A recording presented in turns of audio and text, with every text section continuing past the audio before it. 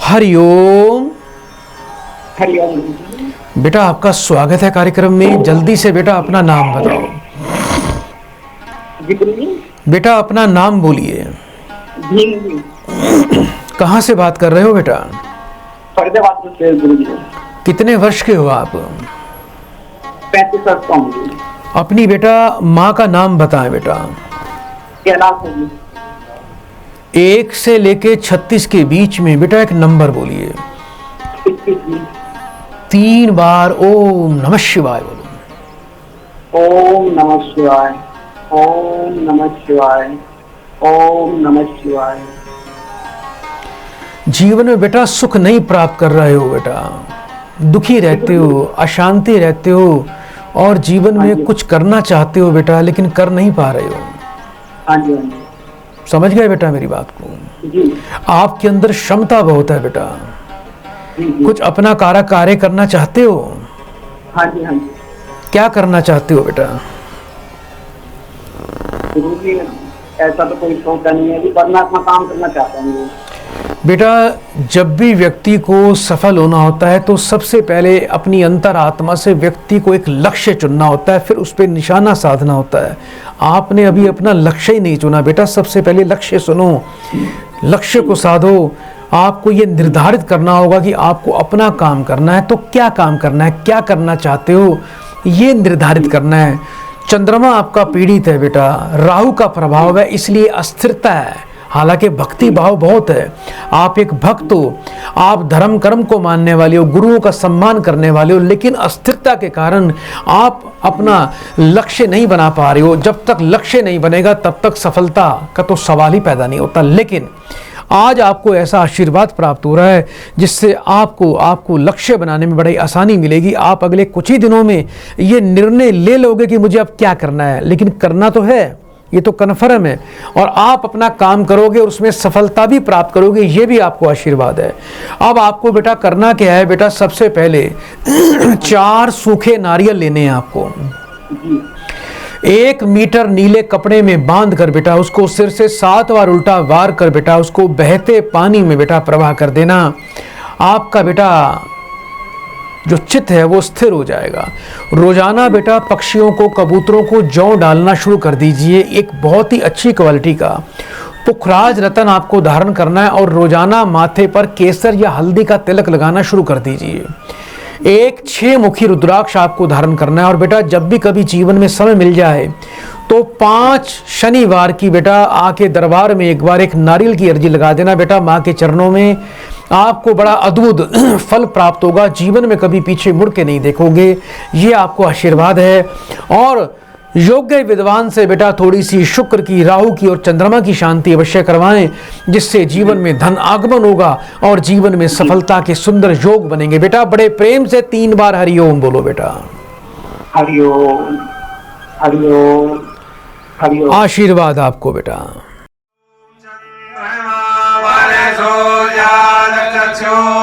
सूर्यो आयाय सूत्रावाय श्रवणस्य मुखारनिलयाय देवं भावे भजनं मे अस्तुदसविलेव सर्वगणेवं स्वस्तायात्मसनि प्रयासन पशुसनि लोभसन्न भयसनि अग्निः प्रजा बहुलां मे करोद्वन् आयोरेतो अस्मासु दत्तः ॐ कर्णीरव सम्भूतं कर्पूरेण प्रदीप्तम् आरार्तिकमहं कुर्मे पश्चिमे कर्तो भवः जलेन तीर्थीकरणम् आरार्तिक्यं सर्वेभ्यो देवेभ्यो वन्दनं महा आरात्मे आत्माभिवन्दनं महामत्पुष्पाजरे समर्पयामि नाना सुगंध पुष्पाणि यथा कालो भवारिच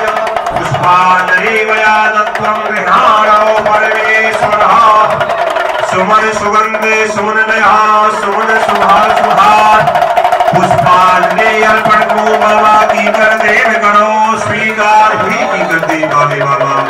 सभी लोग अपने अपने आसन पर विराजमान हो जाएंगे। आराम से बैठिए, थोड़ा अपने बीच में गैप दीजिए, भिड़िए मत आपस में, गैप दे दीजिए। ये आरती अगरबत्ती निकालो उसमें से, अगरबत्ती निकालने के बाद अगरबत्ती ले लो वहां से, बिल्कुल शोर नहीं करेंगे, कृपया ध्यान से श्रवण करें, शोर नहीं होगा। देवी जी हाथ जोड़ के प्रार्थना है आपसे, कृपया शांत बैठ। आप सभी लोग एकदम शांत हो जाए, बैठ जाइए भैया जी, खड़े ना हो कोई भी, बैठ जाइए, बैठिए पंडित जी।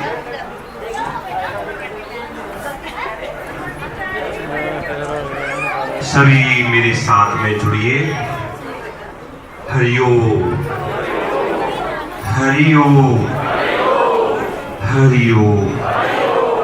आप उतावली बिल्कुल ना करें, बाबा कीकर देव की जो आरती है तुम्हारे पास पहुंच जाएगी। अगर नहीं पहुंचती है तो जहां है वहीं बैठे रहे आप, बिल्कुल नहीं है। आइए मेरे साथ सभी चलिए, आज यात्रा करते हैं परम गुरुदेव के साथ में। मेरी आपसे प्रार्थना है कि अंदर का जो आपका एक मुर्दा आपके अंदर छुपा हुआ है उसको निकाल दो, क्योंकि कीकर वाले बाबा की कृपा मुर्दों में नहीं होती, ऊर्जावान व्यक्तियों पे होती है। बोलो कीकर वाले बाबा की, बोलिए हरिओम हरिओम हरिओम हरिओम। आइए मेरे प्रिय भक्तों, सज्जनों, श्रद्धामयी माता और बहनों, आज चलते हैं इस कार्तिक मास की पवित्र मंगल वेला के समय हमारे पूजनीय, प्राप्तीय, स्मरणीय, वंदनीय, परम तपस्वी, वीतराग, तपोनिष्ठ, त्याग मूर्ति श्री श्री 1008 श्री परम गुरु श्री कृष्णन जी महाराज की बोलिए। सद्गुरुदेव महाराज की। हमारे ऋषि मुनि बड़े वैज्ञानिक थे, जिन्होंने नमे की खोज, जय की खोज की। आप जब जयकारा लगाते हैं तो हमारे प्राणों की ऊर्ध्व गति होती है। आपने कभी सुना होगा कि उनके बुजुर्गों का शरीर शांत हो गया और मरते समय उन्होंने मलमूत्र त्याग दिया, सुना है? तो लोग कहते हैं वो नरक में गया है। ऐसा क्यों कहते हैं? ये शरीर जो है 9 छिद्रों वाला है। मरते समय जिन भक्तों के आंख खुली रह जाती है, देखा वो आपने, किसी का मुख खुला रह जाता है, किसी के कानों से खून आता है। कृपया शांत रहें, बिल्कुल। देखो यहाँ किसी नौटंकी में, तमाशे में नहीं आए हुए आप बड़े बड़े धन्यवाद के पात्र हैं जो ये शुभ अवसर गुरु जी के सानिध्य में ले रहे हैं। मैंने पिछली बार भी कहा था कि ये अवसर कई बार हमको नहीं मिल पाता, पर आपके द्वारा हमको भी मिलने का शुभ अवसर मिल रहा है। तो आप बीच में कोलाहल करेंगे, शोर मचाएंगे तो इसका लाभ नहीं ले पाएंगे। आप आए हैं तो ऐसे ही चले जाएंगे, उसका गुरुदेव को दुख होगा, हमको भी होगा, तो क्रम टूट जाता है बताने में। तो मैं कह रहा था, जिन भक्तों के नेत्र खुले रह जाते हैं, मुख खुला रह जाता है, तो समझिए उनके प्राण इस शरीर के ऊपर के द्वार के द्वारा गए हैं। ऊर्ध्व प्राणों की ऊर्ध्व गति हुई है, श्वासों की ऊर्ध्व गति हुई है। और जिन्होंने मरते समय मलमूत्र त्याग कर दिया है, उनकी ये हवा की अधोगति, ये नाभि को शरीर का सेंटर बताते हैं, मध्य बताते हैं, बिंदु बताते हैं। तो नाभि से नीचे के जो 2 छिद्र हैं वो अधोगति वाले हैं।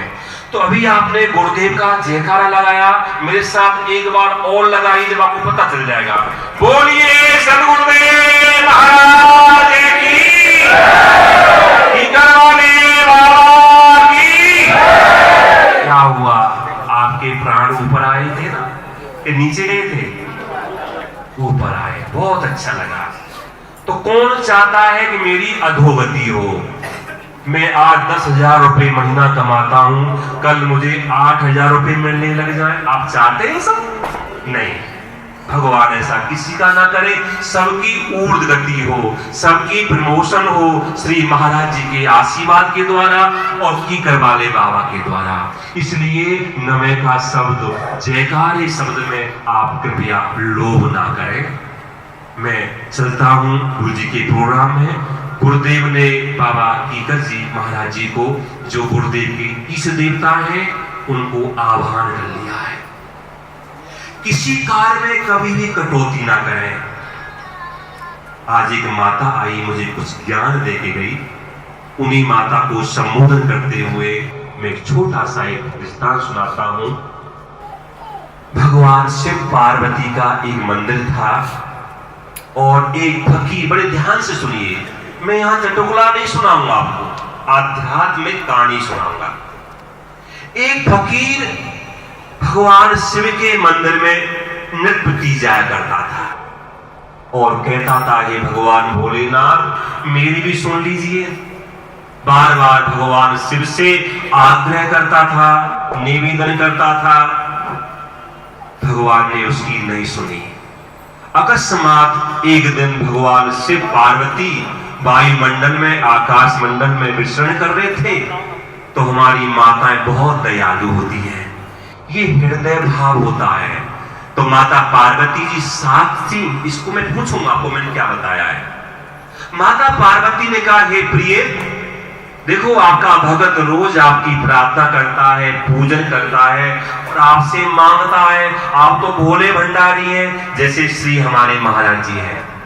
इनको मैं कई बार भोले भंडारी कहता हूं। महाराज जी जब आप देते हैं तो पता नहीं चलता, आप ना जाने देने लायक ना चीज को भी दे देते हैं।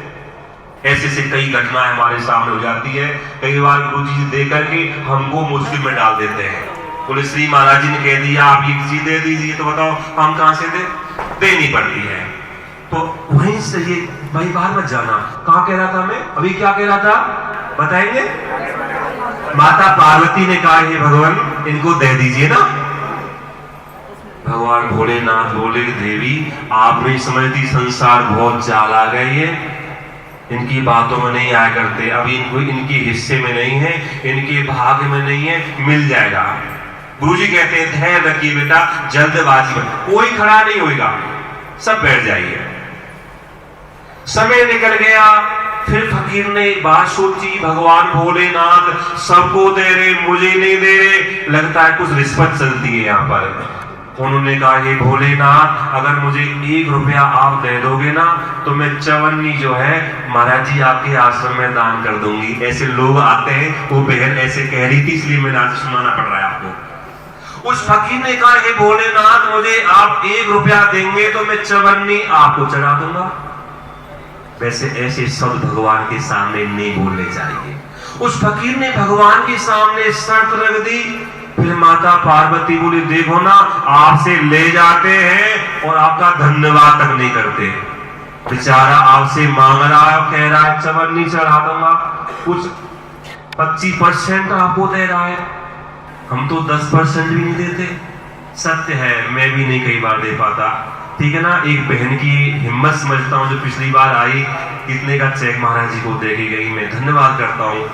1,51,000 का हमारी बहन पिछली बार आश्रम के लिए चेक दे के गई है। उन बहन का पुनः धन्यवाद कर दीजिए। कुछ भक्त लोग आज ऐसे भी आए हुए हैं। तो जब माता पार्वती ने कहा तो भोलेनाथ बोले, कोई बात नहीं देवी, जब आपकी जो ये हट होती है, राजहट, बाल हट और त्रिया हट, राजा ने कह दिया तो करना पड़ेगा। आपका बच्चा रो रहा है, दुखी हो रहा है, तो आपको भी करना पड़ेगा। ऐसे ही ग्रह स्वामी ने कह दिया कि ये काम करना है तो करना पड़ेगा, ये सत्य है। भगवान शिव समझ गए, अब तो बात माननी पड़ेगी। भगवान प्रसन्न हो गए। अगले दिन फकीर जब मंदिर में गया तो उसको 1 रुपए का सिक्का भगवान के मंदिर में पड़ा मिल गया। बड़ा प्रसन्न हुआ, हृदय गदगद हो गया। हे भोले बाबा आपने बड़ी कृपा करी, जो आज आपने मेरी कामना पूरी कर दी। उठा करके पैसे को देखते रहा। भगवान शिव का धन्यवाद करता हुआ गेट से बाहर निकला तो उसको याद आ गया, कई बार भूल भी जाते हैं। उसको याद आ गया कि मैंने कोई संकल्प लिया था। मित्रों, प्रिय भक्तों, माता बहनों, याद रखिए, सत्य संकल्प को बार बार लीजिए और लेकर के गांठ मार लीजिए, उसको भूलिए मत।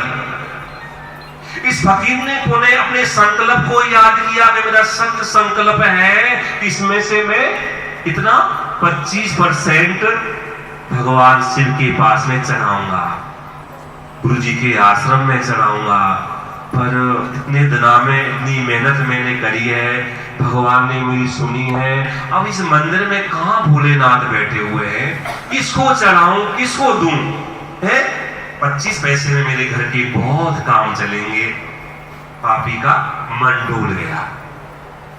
भगवान तो 10 हाथों से देते तो 20 हाथों से ले लेते हैं। जब देते हैं तो छप्पर फाड़ करके देते हैं, और लेते तो भाइयों एक चमड़ी को भी उधर लेते हैं, पता नहीं चलता। उनके बहुत लंबे हाथ है, अभी आपको मिल जाएगा। फकीर उस पैसे को लेकर के, रुपए को लेकर के बाहर गया। आप सामने दुकान थी कुछ सामग्री लेने की, उन्होंने कहा भैया मुझे ये सामग्री दे दीजिए। फकीर ने वो रुपया दे दिया और पैसे वापस मांगे तो उस दुकानदार ने पता क्या कहा, बताइए? दुकानदार ने कहा भैया जी, ये आपका रुपया जो खोटा है, इसमें से 25% कट करके चलेगा। ये रुपया आपका नकली है, इसमें खोट है। जैसे हमारे रुपए फट जाते हैं ना, तो हमको जाते हैं तो कहते हैं भैया इसमें से 100 रुपए के आपको 90 रुपए मिलेंगे। तो उसने कहा दुकानदार ने, ये रुपया आपका खोटा है, इसमें से 25% आपको काटना पड़ेगा। फकीर के आंख खुल गए, फकीर को दिव्य ज्ञान मिल गया। हे प्रभु, आपके हाथ बहुत लंबे हैं, अगर आपने वहां नहीं दिया तो मुझे यहां देना पड़ा। प्रिय भक्तों, मित्रों, मेरी बहनों, माताओं, ये कोई चटुला नहीं है, ये आध्यात्मिक कहानी है। हमारे पास भक्त लोग आते हैं, सत्य संकल्प लेते हैं, हम बार बार आपको सत्य संकल्प दिलाते हैं। बाबा कीकर वाले बाबा की कृपा से आप लोगों के कार्य सिद्ध होते हैं।